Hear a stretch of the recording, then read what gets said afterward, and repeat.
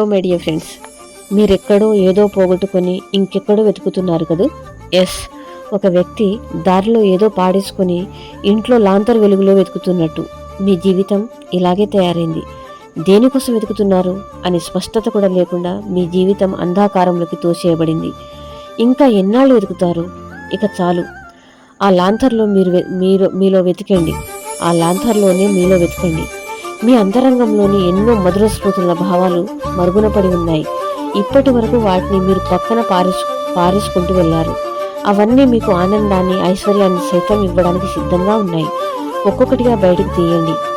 కనిపించాయా my dear friends? స్పష్టంగా చూడండి. ఒక్కొక్కటిగా బయటకు తీయండి. ఒక మౌనిలా, యోగిలా వాటితో మమేకమైపోండి. అవి మీతో కలిసి అనుభవిస్తున్న వేళ మీరే ఒక విజేత. మీరే ప్రపంచంలో అత్యున్నతమైన వ్యక్తిగా చూపబడతారు. ఇప్పటి వరకు ఎక్కడో పారేసుకున్నారనుకున్న సంపద దొరికిన మరుక్షణం దాన్ని పొందడానికి మీరు చేసే ప్రయత్నం ఒక అన్వేషణలా ఉండాలి. తవ్వి తీయండి మై డియర్ ఫ్రెండ్స్. ఒక అన్వేషణలో మీరు ఏదైనా పొందవచ్చు. అన్వేషణలో పరితపన ఉంటుంది అనేది మీకు డబ్బు, సంపదతో కూడినది ఉండాలి. అప్పుడే అది పొందే యోగ్యతను కలిగి ఉంటారు.